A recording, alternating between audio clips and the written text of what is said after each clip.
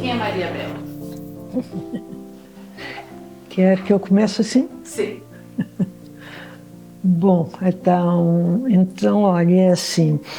Eu nasci aqui em Lisboa, numa família de classe média, digamos, culta, lendo bastante, mas enfim, vivíamos numa casa grande ali no centro de Lisboa e éramos 9 irmãos. E quer dizer, é evidente que essa infância teve muita importância na minha vida, porque éramos muitos, porque os interesses eram muito diferentes, como é óbvio. Já nessa altura se percebia que falar não era a coisa mais comum em Portugal. Os meus pais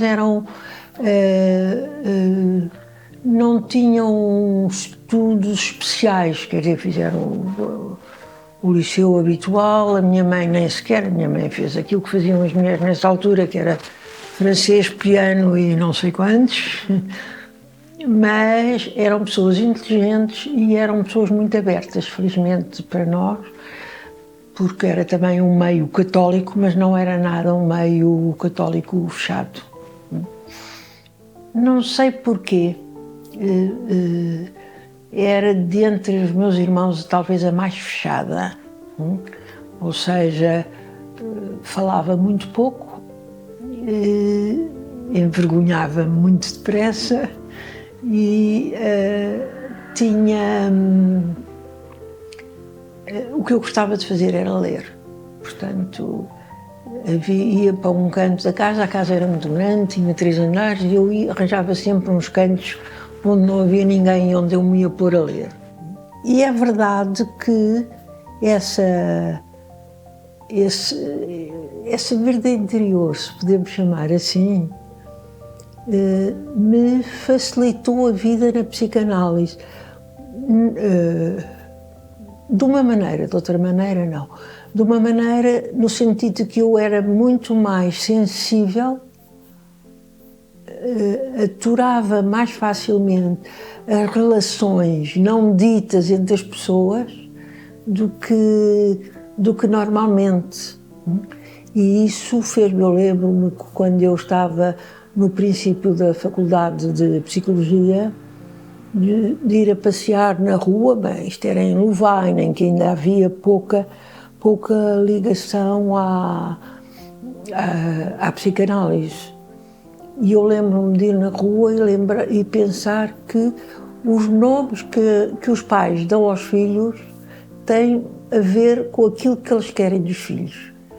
E de facto, eu tenho a impressão que era isso, que era no fundo essa vida interior a que você foi sensível, que fez com que eu também, que fez com que eu me abrisse para esse campo da psicanálise.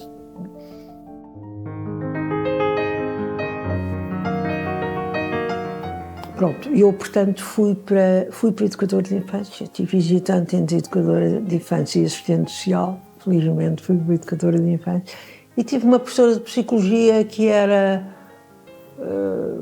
assim, muito ainda primitivo para Portugal, mas que ao mesmo tempo era uma pessoa que nos interessava. E eu fiquei com muito interesse pela psicologia, só que de facto não havia cá. A psicologia em Portugal só apareceu em 66, 65, 66. O governo português, era ainda Salazar, não tinha interesse nenhum em ver as ciências humanas. Havia aquelas clássicas, história, filosofia, claro, mas tudo o resto, sociologia, antropologia, psicologia, nada disso existia em Portugal.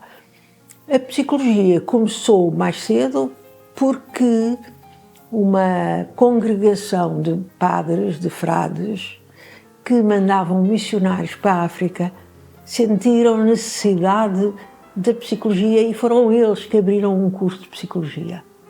E, portanto, quando eu cá estive em 68, já havia esse curso e então aconteceu que eu tinha uns contactos num meio de mulheres católicas, algumas das quais eram freiras laicas, e ofereceram uma bolsa para eu estudar psicologia para a Bélgica.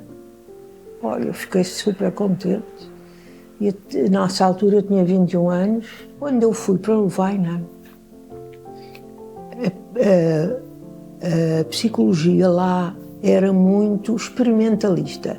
Não era aquele estilo que agora a gente tem do comportamentalismo, mas era muito experimentalista.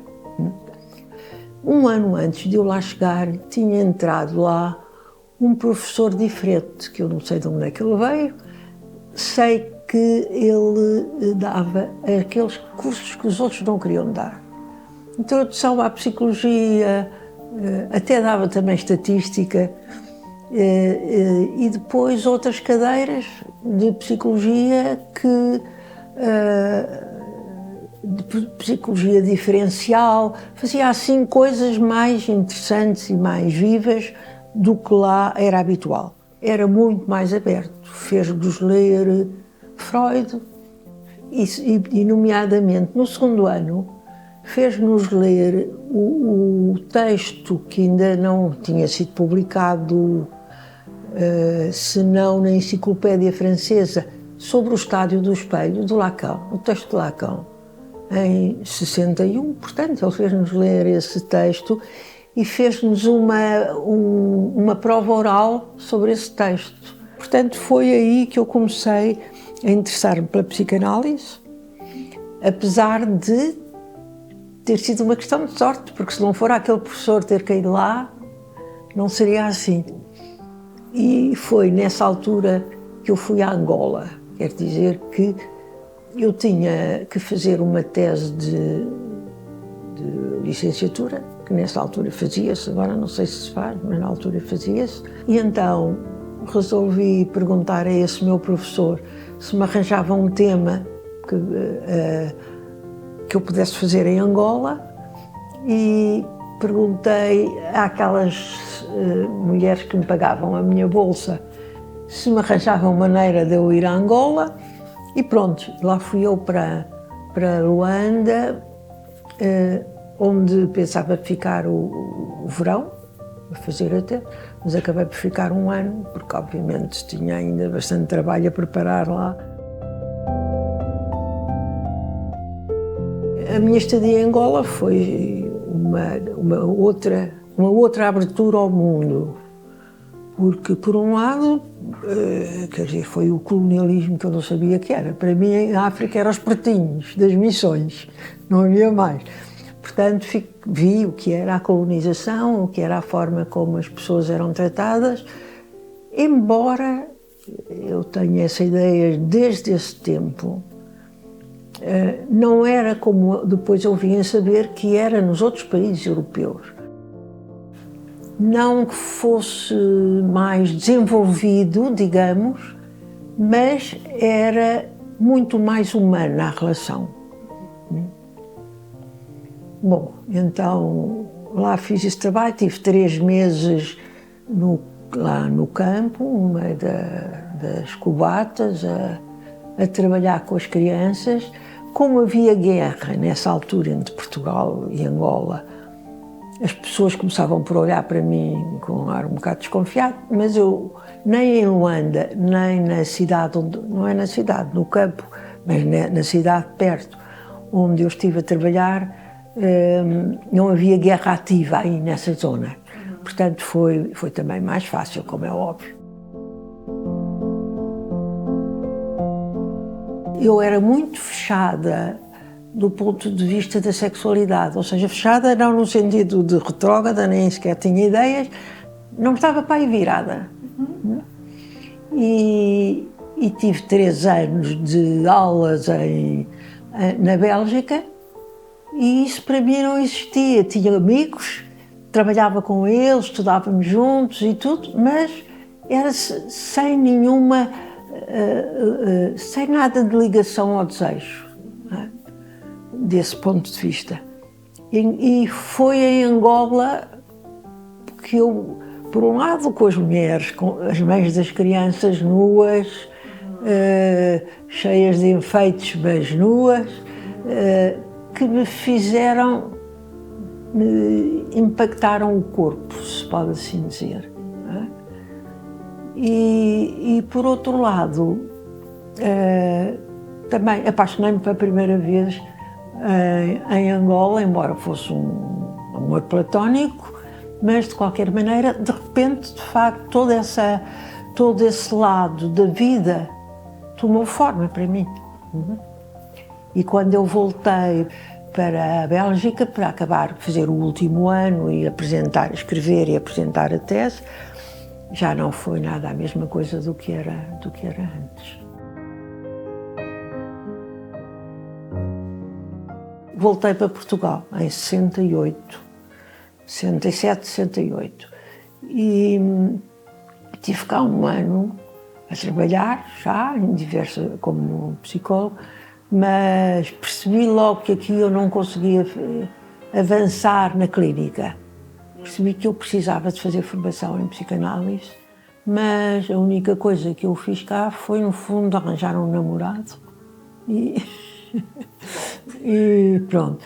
E voltámos os dois para Paris para eu fazer a minha formação de psicanálise. Ele foi trabalhar para o CDE e eu, pronto, voltei para Paris e estive lá ainda mais 5 anos, onde aí me dediquei completamente à psicanálise. Inscrevi-me na escola do Lacan e fiz análise com Maud Maromi, não sei se você conhece, e depois, a certa altura, em que tive umas dificuldades, uma irmã minha que se suicidou, e eu passei para o Lacan e tive ainda uns 2 anos de análise com o Lacan.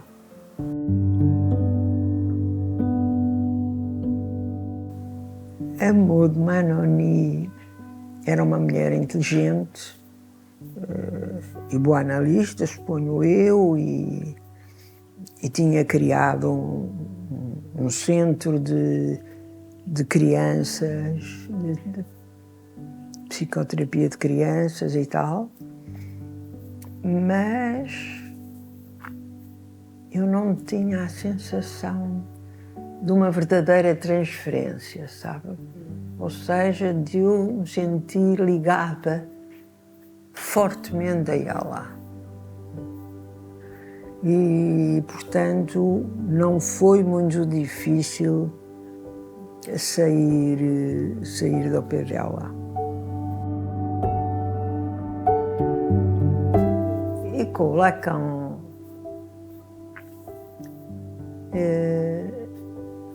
no fundo, para mim era muito mais difícil.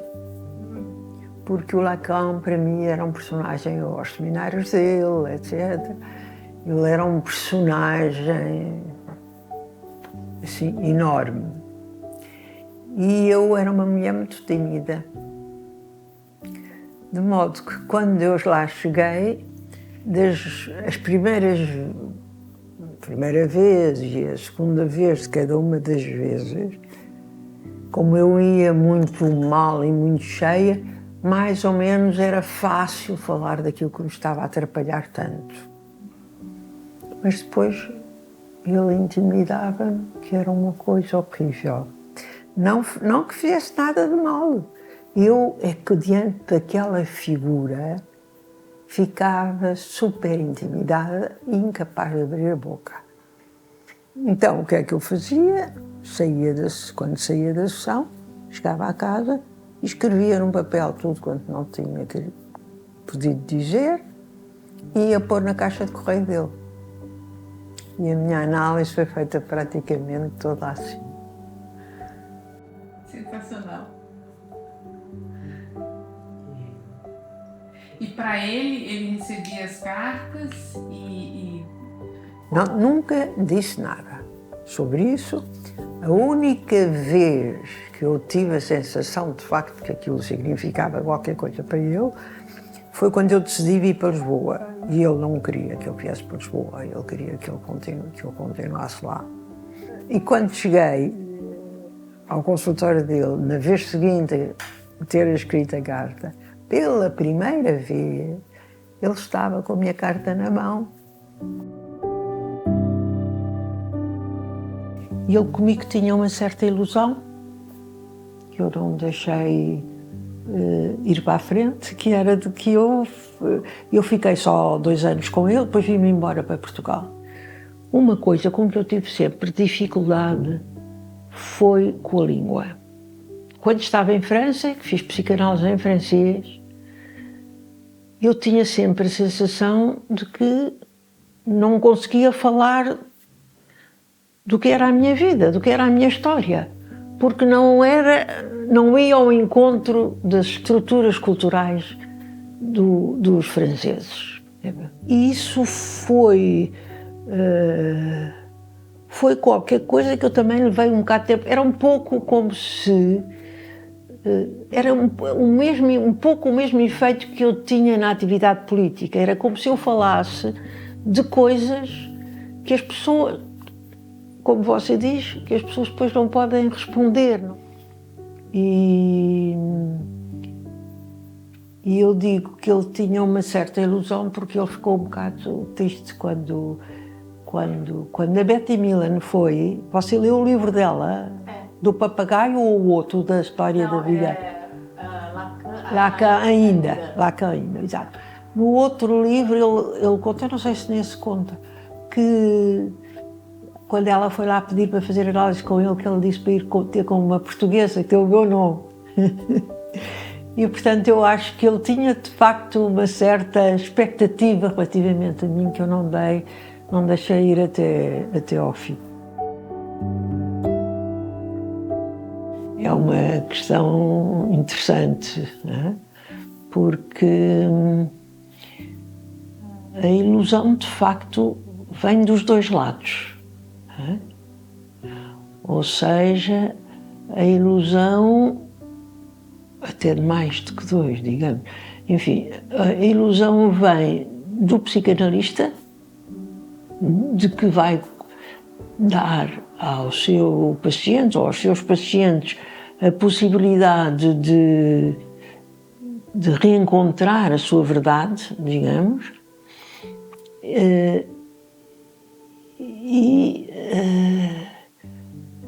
e por outro lado vem também a ilusão do próprio analisando, de que o seu psicanalista sabe tudo sobre nós.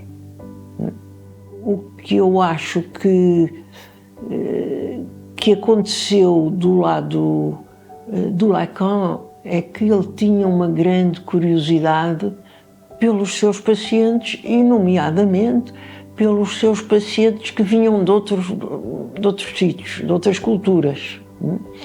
E que, de certa forma, esse interesse e essa curiosidade ajudava, suponho eu, ajudava bastante os seus analisandos a tentar ir mais para a frente. Comigo isso não aconteceu por 2 razões. A primeira razão é que eu própria estava numa situação em que não conseguia deixar que o meu percurso de vida, que tinha também a ver com o meu cotidiano, com os meus amores, com tudo isso, não conseguia esquecer isso, portanto. A outra parte é que eu tinha a ilusão, se podemos assim dizer, de que eu não conseguia transmitir o que se passava comigo e que tinha a ver com a cultura portuguesa e com a língua portuguesa. Eu não conseguia transmitir aquilo que eu sentia sobre isso aos meus analistas. Eu nunca tive nunca tive a noção de que conseguia transmitir, que eles conseguiriam perceber de onde eu falava. No fundo é isso. É capaz de ser uma ilusão minha. Ok. Que era, no fundo, a ilusão ao contrário do que se passa na psicanálise, em que a gente acha que o analista sabe tudo sobre nós. Eu achava que eles não sabiam nada sobre mim. Eu, por acaso, voltei 4 meses antes do 25 de Abril e não fazia a menor ideia que aquilo ia ocorrer, como quase ninguém em Portugal. E sempre tive, agora já nem penso nisso, mas na altura eu tinha assim a ideia, nos poucos anos que se seguiram do 25 de Abril, tinha a impressão de que se eu não tivesse voltado naquela altura, não tinha voltado depois do 25 de Abril. Não sei porquê, acho que era demasiado óbvio, qualquer coisa assim, e não sei porque é que eu achava isso. Mas pronto, nessa altura quis voltar e voltei e de facto não foi fácil. Já do ponto de vista da psicanálise não foi fácil. Antes de eu voltar, aí uns 5 ou 6 anos, antes de eu voltar, ou 4 ou 5 anos, tinha-se criado um grupo da IPA, de psicanalistas que tinham-se formado em França, em Londres, na Suíça. Era um grupo de 6 ou 7. E tinham uma tutoria francesa, portanto tinha um grupo francês que vinha cá de vez em quando, fazia controles e falar e tal. E o que é certo é que odiavam, porque eu era lacaniana. Era aquele período, eles tinham interiorizado aquele período de rivalidade que existia em Paris.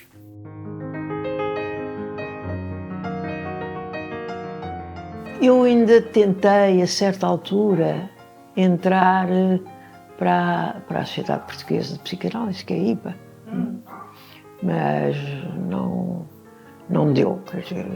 Eu não era, de facto, favorecida naquilo. Até foi uma experiência um pouco estranha e curiosa. E era, no fundo, que eles ainda estavam sob tutela e, portanto, os franceses obrigavam-nos a fazer, pediam-nos que fizessem 7 entrevistas aos candidatos. Portanto, eu fiz 7 entrevistas com pessoas que eu algumas conhecia, outras não conhecia. O presidente da IPA eu já conhecia, e esse, quando eu telefonei para marcar, disse-me que não precisava de fazer entrevista, que já me conhecia de gingeira, ou seja, não era favorável. Ninguém foi, no fundo, favorável, exceto um dos tipos que foi, curiosamente, o único que, quando fui falar com ele, me senti diante do analista, ou seja, ele pôs-me questões que me senti diante do analista. Aliás, não soube, na altura, quem tinha votado o quê, nada, mas sei que, portanto, eles tinham achado que eu não estava ainda preparada e que tinha que fazer 2 anos de análise com uma pessoa que eles desistissem. Eu aí disse que não fazia assim análise a pedido e, portanto, paciência.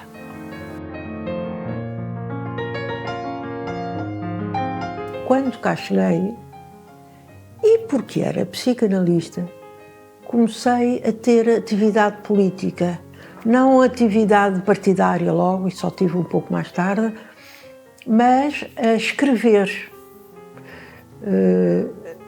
a comentar, a escrever de certa forma em resposta ao que se dizia ou ao que se escrevia nessa época, que era muito pobre ainda, porque as pessoas também não estavam. E eu escrevia, eu lembro que eu escrevia no fundo sentia que era enquanto psicanalista que eu tinha que dizer qualquer coisa. E a certa altura comecei logo a trabalhar em jornais e fazia tudo, fazia reportagens também, essas coisas, mas comecei a escrever uma crónica semanal. E eu lembro-me que as primeiras 4 ou 5 crónicas que eu fiz punham como é que isto se chama? Um extrato, não é um extrato, punha primeiro um dito, uma citação do Lacan, como se isso me protegesse um pouco. E tive muito sucesso na altura, tive até há uns anos, tive muito sucesso porque escrevia coisas que que as pessoas não estavam habituadas a ouvir. E houve pessoas, o atual Presidente da República, por exemplo,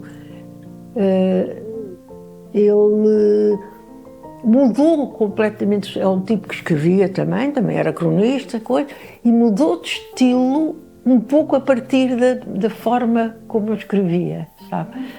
E foi importante para mim e também para ser ouvido, e eram coisas muito um pouco ousadas.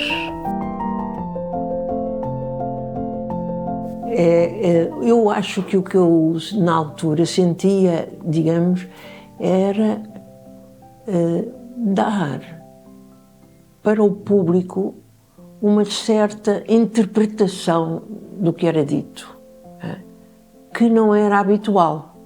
E provavelmente, do que eu me lembro, o que retornava eram coisas sob a forma de recalcado, de que as pessoas não tinham consciência.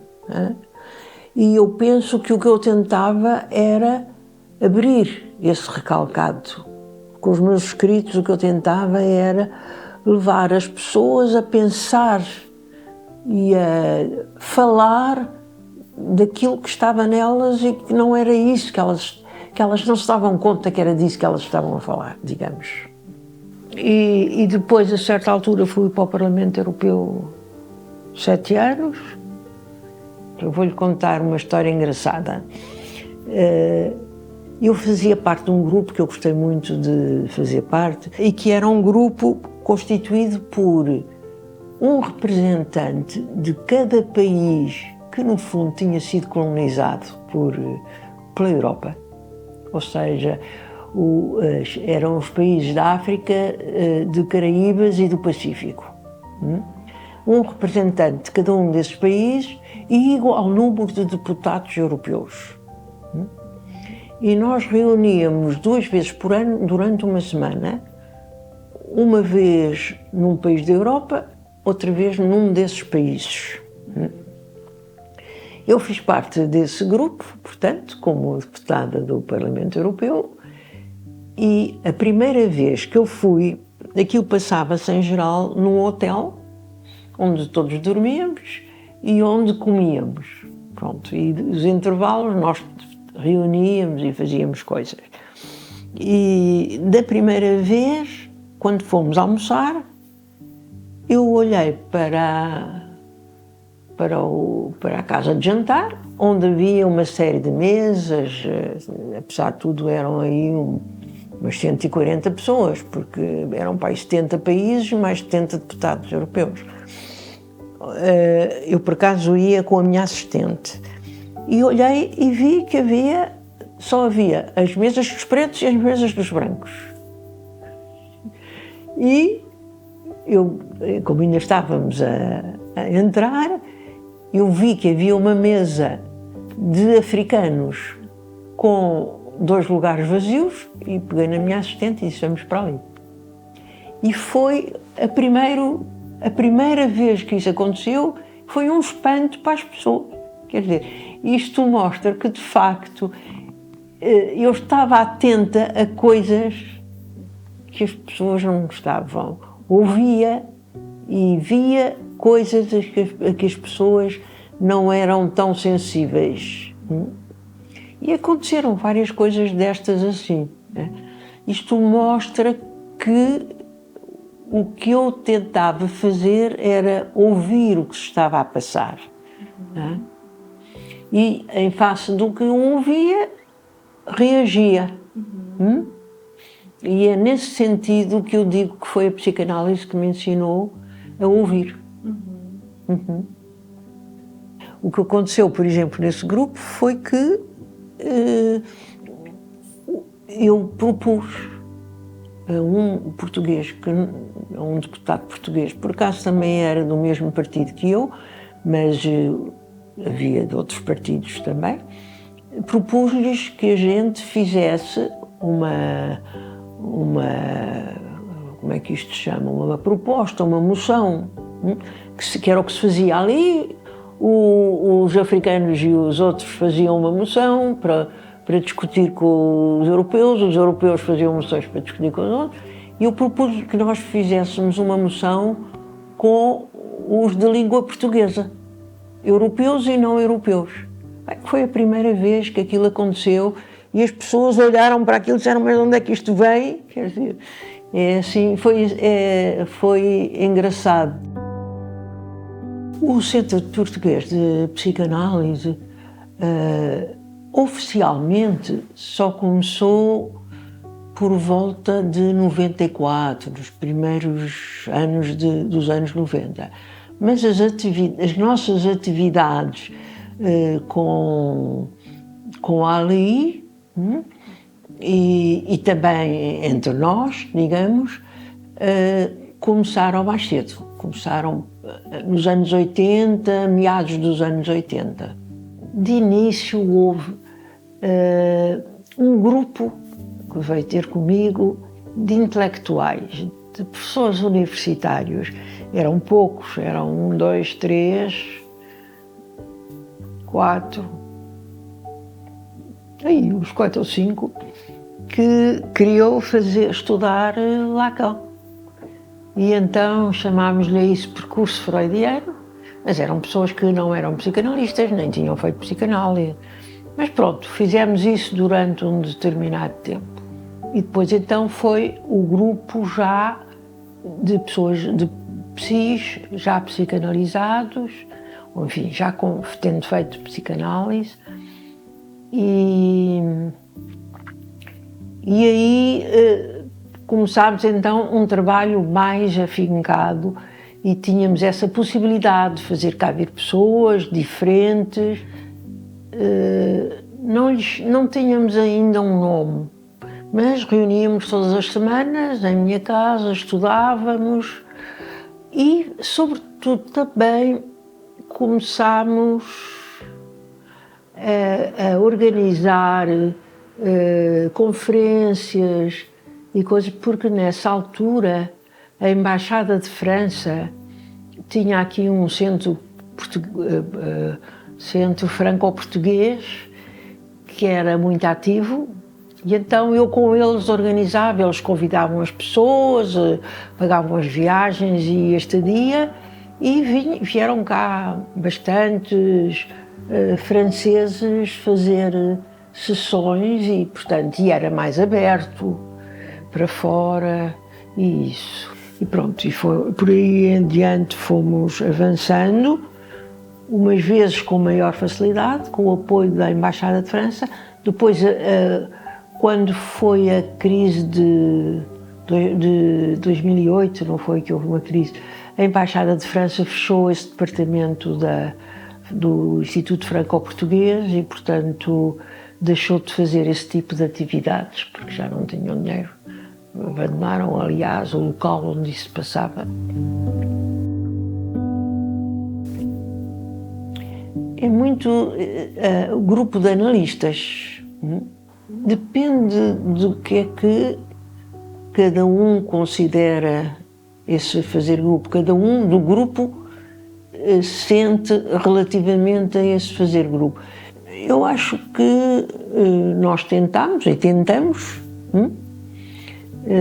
mas que na época em que a gente começou a trabalhar aqui em Portugal sobre a psicanálise, e nomeadamente sobre a psicanálise lacaniana, nós procurávamos fazer grupo mas a sensação que eu tenho é que é muito difícil fazer grupo, porque ou não se consegue, ou seja, fica no fundo tudo no seu canto de certa forma, embora nem sempre a gente o sinta, ou então faz-se grupo, mas é um pouco ilusório. Eu acho que nos grupos de psicanálise nós julgamos muitas vezes que estamos a trabalhar em conjunto e de facto está cada um a trabalhar por si. E cada um a trabalhar no seu caminho, que às vezes é um caminho que não é um caminho da psicanálise. Não sei se provavelmente, se tivesse vindo outra pessoa para Portugal em lugar de mim, talvez tivesse feito mais depressa, não sei. E portanto eu continuei assim um pouco isolada. Isso é uma questão para o psicanalista? Esse sentimento de isolamento, de solidão? É o melhor que lhe pode acontecer. Acho que quando o psicanalista não sente isso, há qualquer coisa que não funciona ali.